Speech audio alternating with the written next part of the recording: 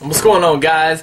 Welcome back to another edition of Chaos TV here, only and exclusively on YouTube.com. Why I always point up, I don't know, I guess because the YouTube logo was up here somewhere. Anyway, today I just wanted to bring to your attention something that hasn't been done and something that needs to be done, and I'm sure that WWE in their infinite wisdom is probably working on as we speak, or in the creations of working on, and that is simply a Kevin Nash DVD.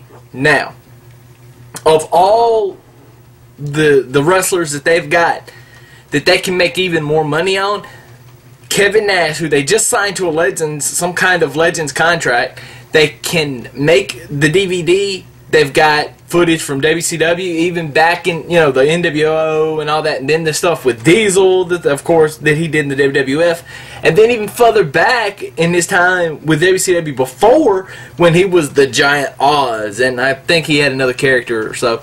But these, right now, would be the perfect time for them to do a Kevin Nash DVD. I mean, just think about it. Taking from all the span from when he was the Great Oz, and I think I remember Kevin Nash saying something about how he hated that gimmick or whatever. I was mesmerized by the gimmick, being a little young Chaos back in the day, watching, and I was like, man, this guy is huge, because they made him out to be like 8 feet tall, even though he wasn't, and Nash is like 6'10", and or 6'11". He's right under 7 foot tall, and to make him out that big, and then go to the whole thing with Shawn Michaels bringing in this bodyguard Diesel, and he's standing, he's got the glasses, and he's doing this all the time, and he's tightening the glove and making sure everything's, and he's getting ready to beat on somebody for Shawn Michaels. And then Diesel had, the year 1994 was so amazing in his career because he won the Intercontinental title and then won the tag team titles with Shawn Michaels, and then at the end of the year he won the World Heavyweight title, beating Bob Backlund in like 7 seconds in Madison Square Garden. I mean, there's not a bigger moment, shouldn't be, in anybody's career than winning the belt in Madison Square Garden at that time anyway, but then beating a legend like Bob Backlund in like 7 seconds. That was just amazing. And then you transition to him being the baby face, and having the cheers from the fans and all this, and then have him talk about the Clique, and then how moving to WCW, how that whole thing, and the infamous little altercation, well, not altercation, but the breaking of kayfabe, if you will, at Madison Square Garden in May of 1996, where it was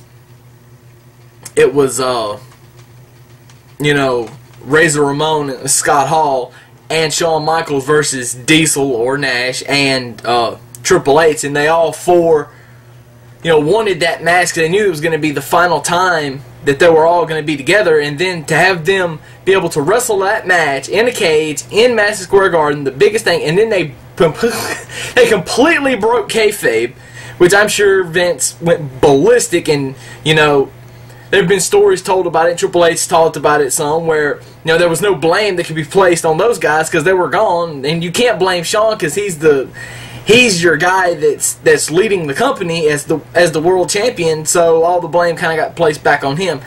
Have Nash talk about it, how it affected Triple H, how Nash felt about it, leaving and knowing that Triple H was in all this hot water with McMahon, and then there's really nothing he could do about it. Anyway, moving forward with the NWO, that whole angle, and then having taking the role of being Booker for WCW, and then him stepping away, WCW closing, him coming back, tearing his quad, and then getting fired, and then having to go. Well, he can't talk about TNA, because of that's kind of, some things of kayfabe are still very much alive. WWE doesn't talk about TNA, but TNA sure as hell talks about WWE, don't they? But I think it's brilliant. I think it's completely brilliant. Having a Kevin Nash DVD, you've got tons of matches you can go through, and there's no reason why this shouldn't happen in 2011. There's no reason. Vince, if you're watching, hello! Think about it. Think about it.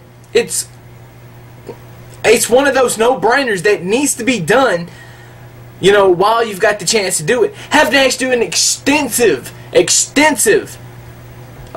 documentary on it. Have him sitting and talking to a camera, much like I'm doing right now, and just telling stories. It's gonna be gold if it happens. I'm telling you.